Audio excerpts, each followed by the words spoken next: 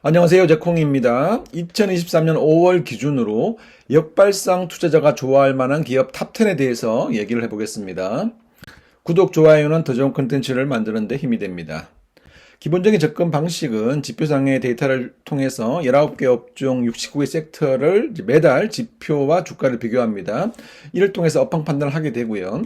지표가 개선되고 있는 부분들은 관심 섹터로 분류를 하고 지표와 주가가 부진한 섹터는 이제 역발상 섹터로 분류하게 되는 것이고요.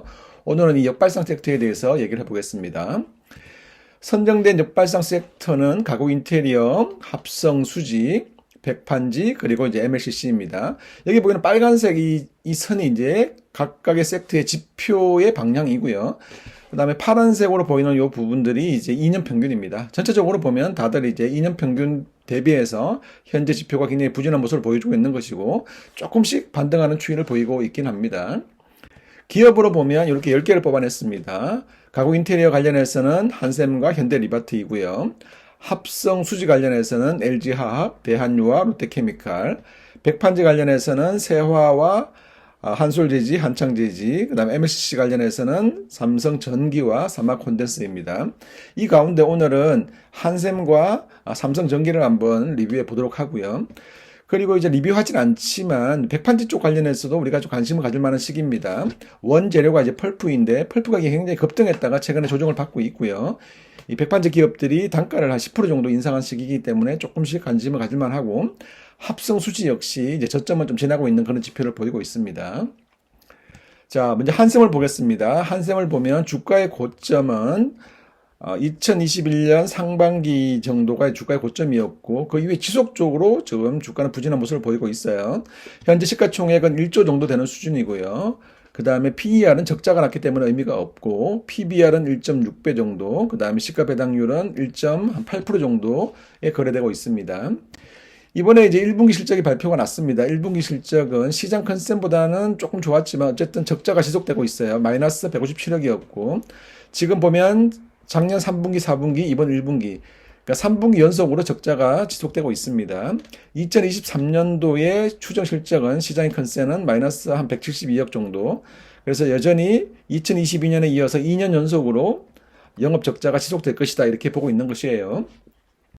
한샘을 바라볼 때 중요한 것은 이제 건설업종과 연결해서 볼 필요가 있는데, 기본적으로 이제 건설 수주액이 증가하게 되면, 특히 주택 관점에서 보면 이제 인허가가 증가하게 되면 얘가 이제 착공으로 이어지고, 그 다음에 분양으로 이어지고 준공 입주하는 이런 흐름인데, 현재 건설업종의 가장 큰 고민은 건설 수주액과 인허가가 2022년도에는 괜찮았으나 이 착공이 굉장히 부진했단 말이에요. 착공이 부진하니까 이게 이제 가구 인테리어 관련돼 있는 기업들의 수주에도 영향을 주고 있다, 이렇게 되는 것이고요. 결국은 이 착공이 언제 다시 개선되느냐, 이걸 우리가 이제 눈여겨봐야 될 그런 시점입니다.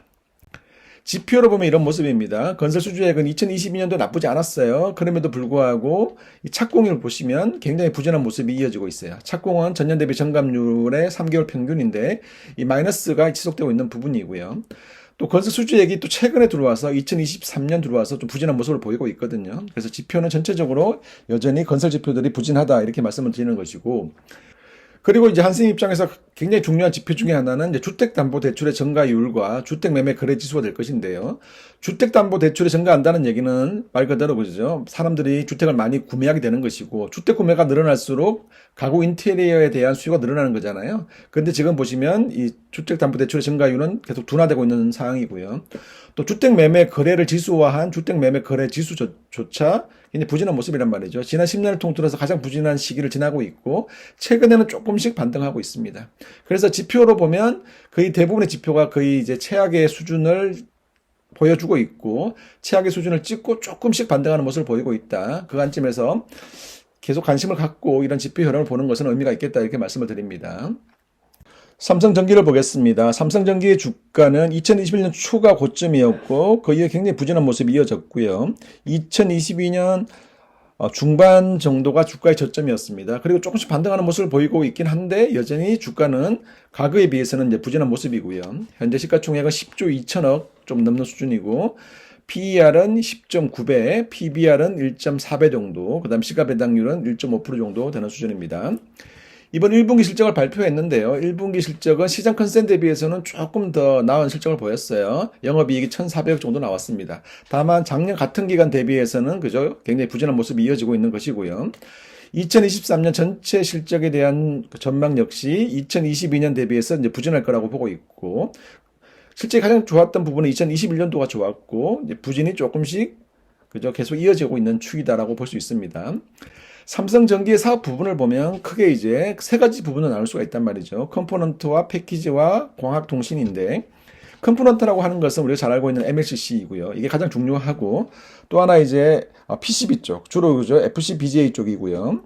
그 다음에 카메라 모듈 이렇게 보고 있는데, 이번 1분기 실적이 여전히 부진했던 가장 큰 이유는 MLCC와 PCB 쪽이 여전히 좀 부진하다. 이게 가장 큰 이유이고요. 다만 이제 MLCC 쪽은 지표가 조금씩 좋아지고 있어요. 조금씩 좋아지고 있고, PCB 쪽은 우리가 이제 알다시피 2021년, 22년 뭐 삼성전기뿐만 아니라 LG이노텍, 대덕전자 이런 기업들이 굉장히 FC 뭐 CSP나 FCBGA 같은 스마트폰용 AP 패키지라든가 PC용 CPU나 CPU 패키지 관련해서 정설을 굉장히 많이 했단 말이죠. 정설을 굉장히 많이 했는데 실적이 부진하니까 시장에서 이제 우려가 굉장히 증가했던 그런 부분이라고 볼 수 있는 것이고, 이 두 사업 부분의 회복이 굉장히 중요하다 이렇게 말씀드릴 수 있습니다.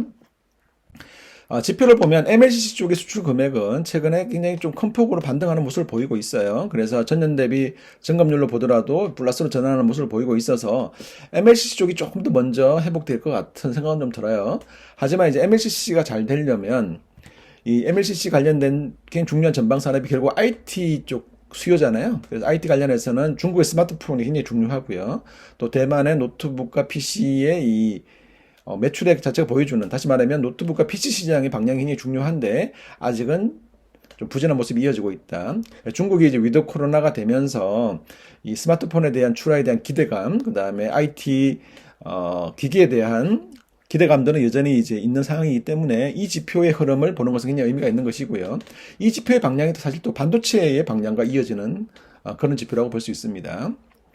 이상을 요약해 보겠습니다. 항상 얘기하듯이 가장 중요한 원칙에는 싸게 사는 게 중요하다고 말씀을 드리는 것이고, 역발상 섹터에 있는 기업들은 이 관점에서 우리가 관심 가질 만하다 이렇게 말씀을 드리는 것이고요.